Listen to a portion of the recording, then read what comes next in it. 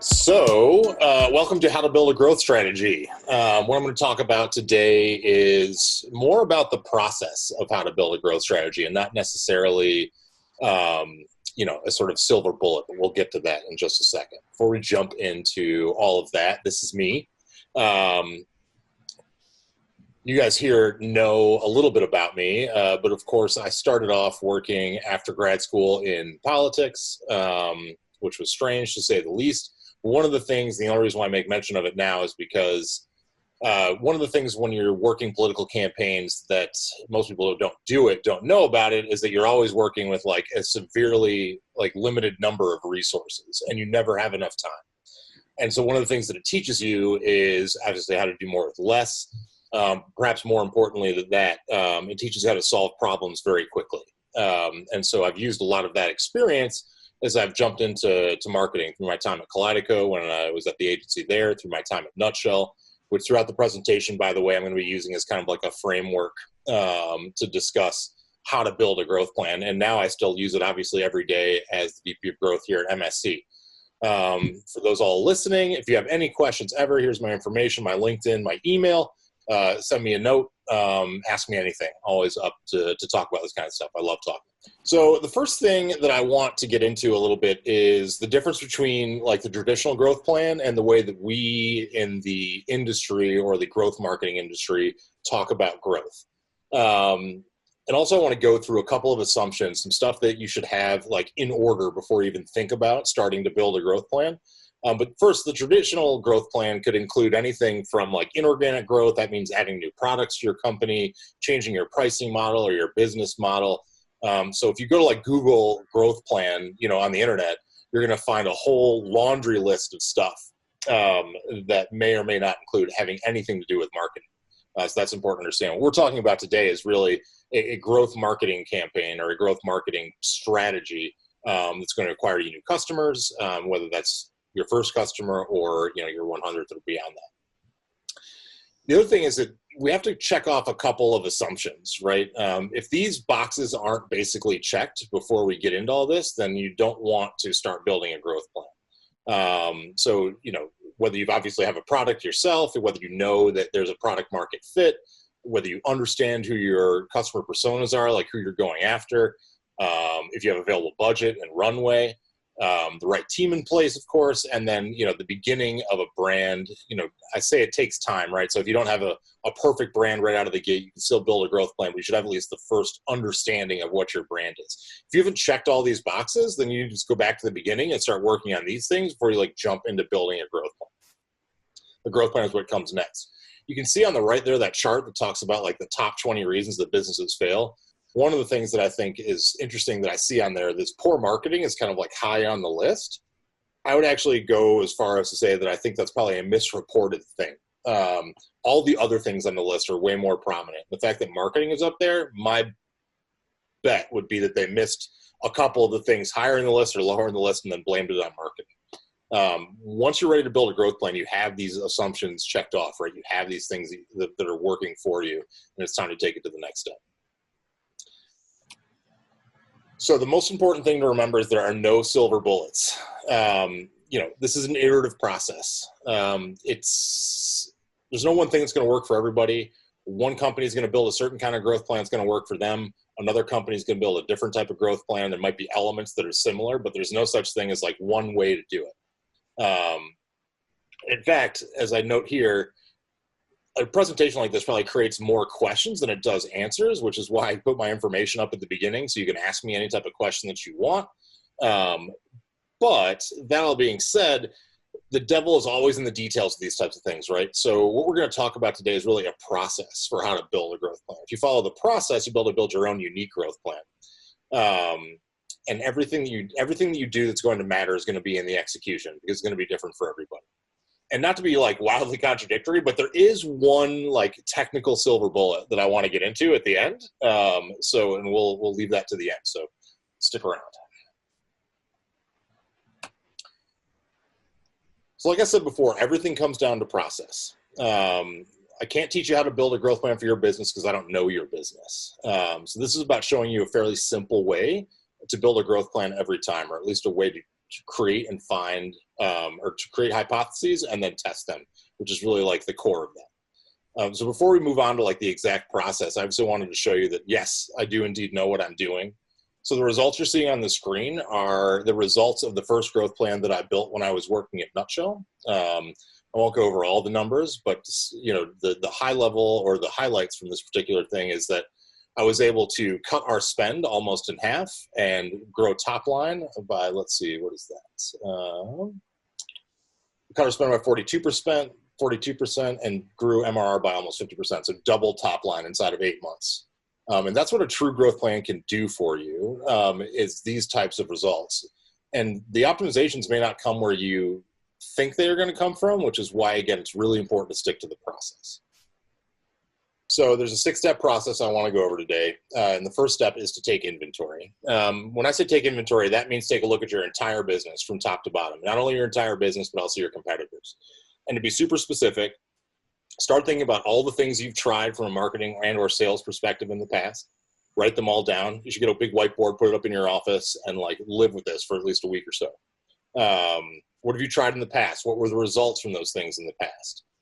Count even the smallest victories, even smallest defeats. We're going to talk about small victories a little bit in further down the process, but small victories are really important. Take inventory of what assets you have. And when I say assets, that could be anything from email lists, networks you belong to, groups, LinkedIn groups, Facebook groups, relationships you have with other companies, relationships you have with writers or reporters that are writing about your space, so to speak. It could be partnership opportunities with other companies that have a larger audience than yours. Write that all down. Then go through all of your competitors and take a look at what they're doing. Understand, what you think is working for them, where they're marketing, how they're marketing, what channels they're using. Again, write it all down. And then finally, go out into the world and just start paying attention to like what marketing and sales tactics you like, that you think are awesome. It could be in any space. It doesn't have to be the space that your business is trying to compete in. It can be any space. But if it worked on you or it stopped you long enough in a channel or something to make you pay attention to it, that's a really good thing. So you want to pay attention to that kind of stuff, particularly if you're in a brainstorm process, which again, we'll talk about in a little bit. It's going to be good to go back and find the things that you like that worked on you, and then take note of that. I will say, though, it is important to remember that like you are not the audience or you are not your audience. So just because you don't like something doesn't mean it's like not going to work for who you're trying to sell to. That's also a second super important part of it. The next step in the process is listen, listen, listen. So when I was on the Nutshell team, I joined the team. They had tried everything, by the way. I came late to the company. And as the head of growth there, I was responsible for both sales and marketing. And when you come into a company that's actually tried everything before, and the people that had my job previously to me, my predecessors, most of which were super smart people, and they had tried lots of things, but they hadn't achieved the growth they needed to. So I was pretty nervous when I hit the ground, at Nutshell, thinking to myself, well, if they've tried everything already, and what is going to be the thing that's going to to break the barrier, that's going to make our start moving those numbers again.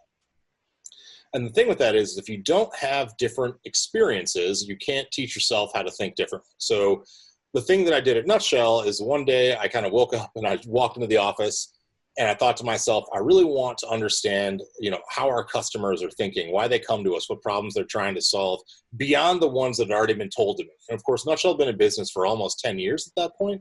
So it's not like anybody didn't have a real idea of why customers came to Nutshell, which is a CRM, to buy the CRM. But I didn't want to take their word for it. So what I decided to do was join the Nutshell sales team.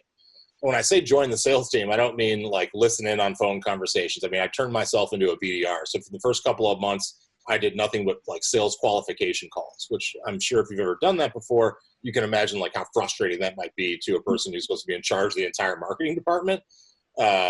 It's a slog, right? So I was making cold calls essentially all day long. Then I moved from that to do demos.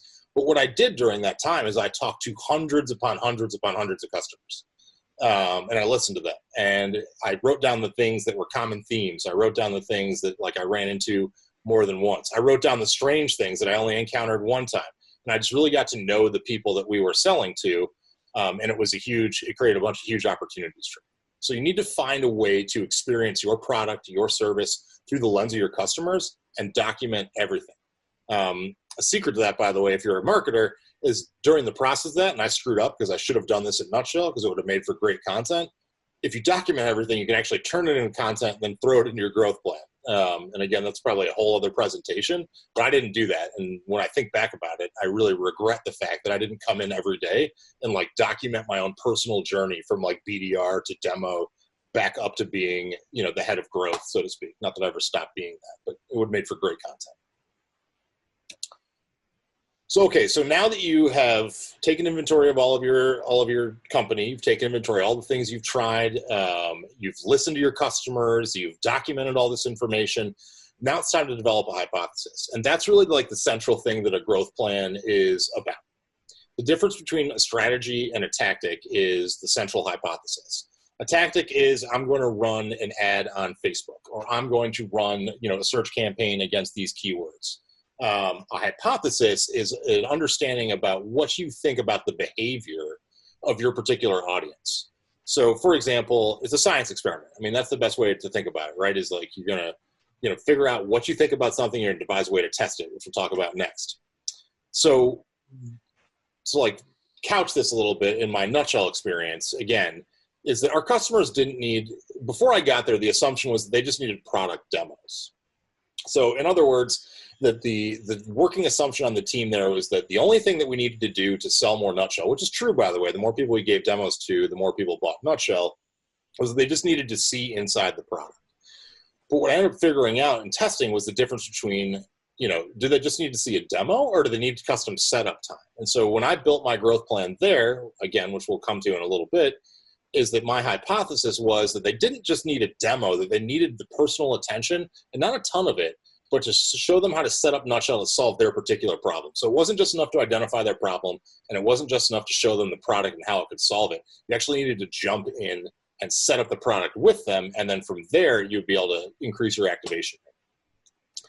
So that was my hypothesis there. So we were getting thousands of leads we had, and so basically it came to the fact that in this particular instance, my hypothesis was that we didn't have a sales or marketing problem. We had a sales problem. We had a sales process problem, to be more specific.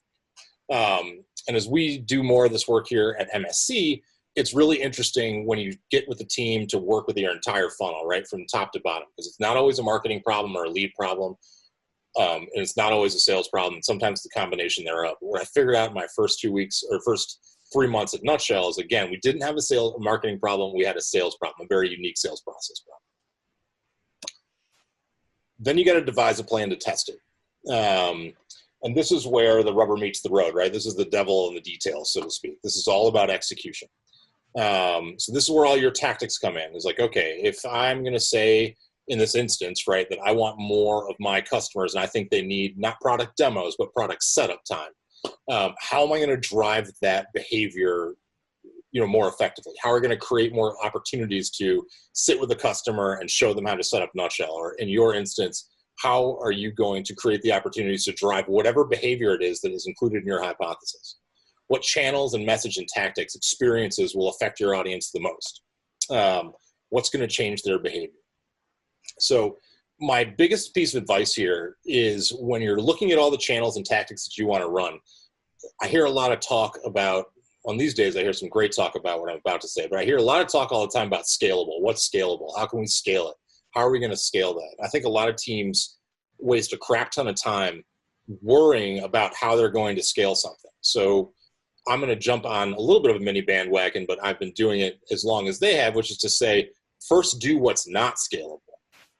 So what I started doing at Nutshell was I started doing nothing but demos, and then I started doing nothing but personal setups. And of course, that's not scalable. When you get over 1,000 leads a month, one person can't give 1,000 people a product demo, and one person can't give 1,000 people the opportunity to sit with them and set up their CRM.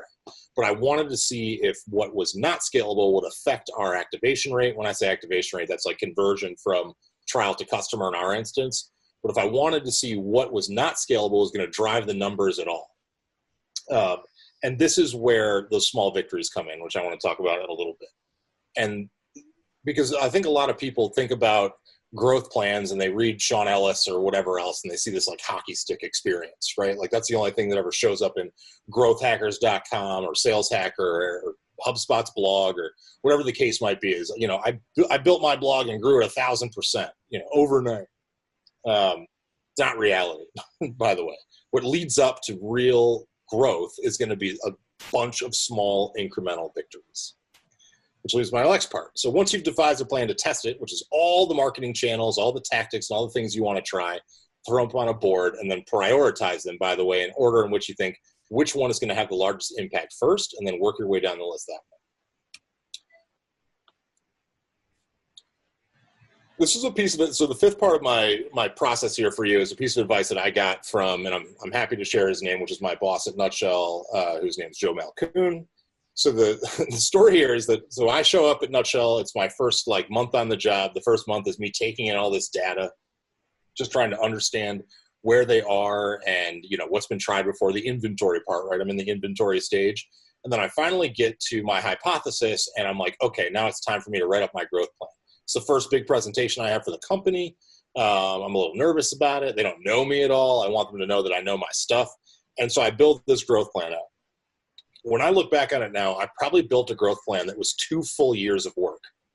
No joke. If you would, with a team of 10 people, and we only had 3 people on the marketing team at Nutshell, I wanted to try everything. I had ideas about everything, ways to change our product demos, messaging changes, website optimizations, all sorts of stuff. And actually, MSC, the team here, was our agency as well. So, my boss and partner, Shane, heard all about this. Every single part of my growth plan he had to go through, which I'm sure he enjoyed. But the problem was, I was never going to do 90% of that stuff. So what Joe used to say to me is focus on your focus. So what you need to do when you build out your growth plan is stick to what you accomplish in a quarter or a month. Keep it real short and tight. Everything is going to change the second you start implementing tactics. So there's no reason to plan out a year from now, 6 months from now. There's really no reason to plan out even a quarter from now. However long you think it's going to take you to execute that one thing you think is going to have the biggest impact, measure that out, focus on executing it, and that's all you should do. Block everything else out. And that was one of the best pieces of advice that I've ever received. And to this day, I try to pay attention to that, because if you don't focus on your focus, as goofy as that sounds, or as sort of like fortune cookie-ish as that sounds, what you're going to end up doing is you're going to kill one of your tactics that's going to drive growth before you get a chance to really pay attention to it. So the last part is measure only what matters. My favorite thing to call this, and the team at MSC knows this all too well, is I call them Disney World numbers. I heard this story a long time ago, and they were talking to the gentleman who runs all of Disney World, the park that is, not the streaming service and movies and all that kind of stuff, but just the park. And in the interview, they asked him, how do you know, what metrics do you look at? How do you know that the park is doing well? And I think the interviewer expected to get a laundry list of things that this person would look at. And basically the response was, I only look at 3 numbers. And those 3 numbers were wait times at rides, concession stand revenue, and gate attendance or gate revenue. So those are the only 3 numbers that he looked at every day. And looking at those 3 numbers, he could understand the health of the park, for that day, that week, that month, that quarter, that year. And if something was wrong with one of those 3 numbers, that's when you can kind of double click into it and figure out what's going on there. But as you're getting started, before we get into deep analytic stuff, the most important thing for you guys to do is really just to focus on only measuring what matters. When I say that, that means you need to measure where your leads are coming from. You need to measure how they're moving through your sales process. You need to be able to track back your sales to your marketing tactics. So that's source to sale. It's hard to do, but it's super important. So if you need to hire someone to help you get that footprint, to get that analytic footprint set up before you go out and do this, I highly recommend that you do so. Because if you tend to make what I call temporal assumptions, and what that means is we tried X tactic for this period of time, sales during this period of time was Y, and so it must be because of this. You can do it like that. You can do it like that in the beginning if you really need to bootstrap stuff, and if you're only trying one thing at a time, it's not a bad way to measure things, which is simply just to measure sales against your marketing tactics. But what that misses, by the way, is it misses lag time on your leads. So, just as an example, at Nutshell, the average sales cycle was something between 21 and 34 days. And so if we generated 200 leads today, I'm really not going to know how any of those leads behaved at the minimum until 3 weeks from now. And of course, in a temporal assumption perspective, if you were to match up those like graphs together, you'd never see that whatever tactic you were driving was driving sales. You'd only see it driving leads. So it's real important to have a nice, solid analytic footprint. That's your Google Analytics. That is a solid CRM if you're selling services. It's transactional in nature. You just need to be garnering your Shopify information or your WooCommerce information, wherever those sales are coming from, making sure they're connecting together with your marketing tactics. The numbers that matter to me at Nutshell the most, by the way, and they might be different for everybody, but just to give you a sense of what some of those numbers might look like, is that one of them was activation. And again, I talked about that previously, and activation is the percentage of people that are in trial that actually bought a Nutshell account. And I looked at that percentage every week. So if you remember earlier, I talked about doing things that don't scale, right? So I really wanted to double our activation rate, which on the results slide, you saw that I did over 8 months. That did not happen overnight. That was not a thing that just like occurred. When I was doing demos and doing product setups myself, I watched the activation rate every single week, week to week to week to week to week. And I saw if it ticked up just a little bit, I figured I was doing the right thing. If it ticked up a little more and I kept doing it, I would measure that against the volume of demos and the volume of product setups that I was doing myself, all by myself, by the way. That's the most important thing to remember also is you don't need a giant team to execute a growth plan. You can do it alone if you have to. It's not ideal, but you can do it alone. So the last part of this is not part of the process, but just a reminder, which is like you should always reserve the right to get smarter. Failure is the thing that people talk about all the time, and you have to fail to win, and it seems sort of like super cliche, but it's true. If you're building a growth plan, your hypothesis might be wrong, your tactics might be wrong, but if you're not willing to fail, in other words, you're not willing to try something 100% and then just own it when it goes wrong, then you're never going to get to where you need to go. And so you have to reserve the right to get smarter. The biggest failure I can think of is that I had this great plan, by the way, to start building up better word of mouth for Nutshell at the time. And I wanted to build a Facebook group as a way to start off a referral program. The referral program in Nutshell is like the most elusive marketing tactic, and it's worked really well for other companies, by the way, but the most elusive marketing tactic. Nobody could get it to work. And of course, I came in there, I was like, oh, I can get it to work. It's super simple. We're going to start up this Facebook group. It's going to be great. We'll get people in it. They'll talk about it. They'll recommend Nutshell to their friends. We're going to see the leads go up and all that kind of stuff. It was a total massive failure. To this day, no one ever engaged in the Facebook group. They've never sent us a referral. The Facebook group never sent us any traffic. Nobody ever said anything in there. They never talked about anything in there. They never did anything. It was the most massive waste of time ever. But I dedicated the time to try to figure it out. And when I failed, I got to stand up in front of the entire company and be like, yep, that was a terrible idea. And here's what we learned from it and why we're going to do things differently in the future. So you've got to be willing to do that. Nobody knows how to get it right every time. So don't be so hard on yourself. So let's run over this whole process one more time. First thing you got to do is take inventory. That's right. Understand everything about your business, understand everything about the landscape. Write it all down, absorb it, consume it. Listen to your customers. You got to listen to your customers. Nobody knows more about your customers, by the way, than your sales team if you have one. So you should listen to them as well. If you don't have a sales team, then it's time for you to jump on the phone and talk with your customers and just listen to what they have to say about your product. Some of it's going to be unpleasant. Some of it's going to be wildly unhelpful. But if you listen long enough, you're going to be able to find the trends and stuff that you need. Develop a hypothesis, something super clear, something that you really can understand about your user's behavior or your customer's behavior, something that you can hone in on, and then you can develop a plan to test it. And again, focus on your focus and measure only what matters. So this was the secret, the silver bullet thing that I wanted to talk about at the beginning. So when you're going through all these tactics, there's going to be paid tactics, there's going to be organic tactics or referral tactics or like all sorts of different things that you could try. But the one thing that's going to work every single time, and you should have started doing it yesterday, is building a blog or building content that's going to drive organic traffic. Paid acquisition is great. And once you can do it well and you can do it affordably from an ROI positive perspective, you can continue to do it until you hit a ceiling in that particular channel. And every channel has a ceiling, by the way. So once you max out a particular paid channel and you don't have an organic position to fall back on, then you're going to be SOL. You're going to be a real problem. So if you are thinking about doing this for the long term, then part of your growth strategy should be figuring out how to drive organic traffic first and foremost. And the reason why I have Dave Gearhart and Dave Cancel up here from Drift is they have one of the cooler, like, build an audience before you build a product type of stories. You can go look it up on the internet, but the gist of it is, essentially that they built a podcast before Drift was even ever a thing. If you don't know what Drift is, it's a chatbot tool, essentially. It's a little more than that, but you can check it out. But they built a podcast before they ever had a product. They built thousands upon thousands of listeners to that particular podcast. And then when they were ready to launch the beta version of their product, they already had a built-in audience. It's the ideal way to do it. Not everybody can do it that way, and obviously you probably cannot do that way because you've got a product to sell right now, or you've got a service to sell right now. But that being said, every one of you should have started your organic strategy yesterday.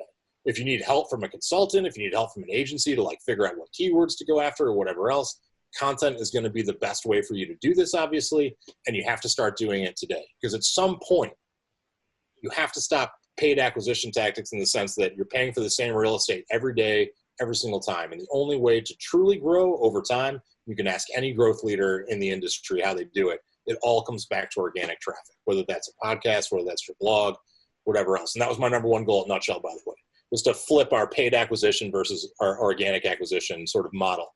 We were doing 80% paid leads and only 20% organic. And by the time I left, I had flipped upside down.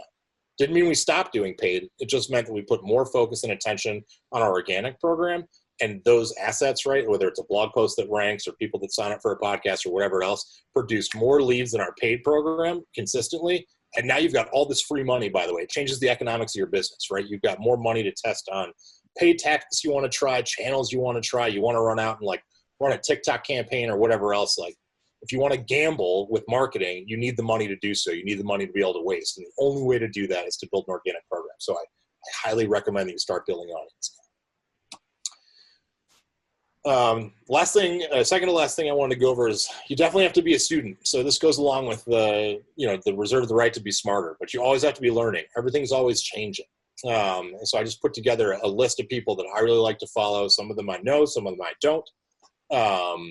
And find people that you dig, right? So when you go out into the universe and you can't copy what they do, but they should inspire you to think differently. They should inspire you to take a look at your own situation, just in a slightly different way so that you can have better ideas. And these are some of my favorites. And if you want the slides, by the way, at the end of all this, just email me and I'm glad to send you the slides. So you don't have to feverishly write all this stuff down. And then finally, I just wanted to go over tools I really love. So, of course, we're talking about growth plans, and the only way to execute that is with some tools that I really dig. You're going to need tools. I still want you to focus on stuff that doesn't scale, but I love Nutshell as a CRM. When it comes to email, whatever works best with your CRM is the answer to that question. So if you're already using a CRM and you're looking for an email marketing platform, look what integrates with that and leverage that. If you're listening to me talk about this, you're not ready for a Salesforce Marketing Cloud or an Eloqua or any of that kind of nonsense. So really you just need a tool to drive email marketing in some particular way. Focus on what works best with the other tools. Unbounce is an awesome tool to build landing pages and test them. You're going to need Google Analytics and Search Console for your traffic stuff.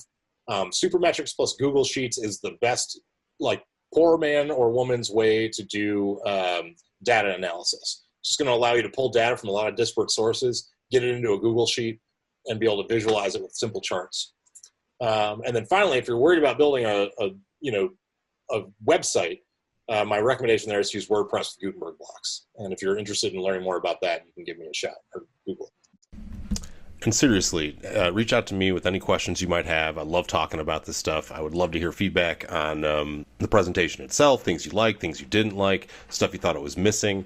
I always want these kind of talks to be sort of fundamentally helpful and actionable, and the only way I'm going to do that is to understand how you are using them. So yeah, reach out. Would love to hear from you. Thanks so much for signing up. Thanks so much for listening. I'm so sorry this took so long to get to everybody. Have a great day.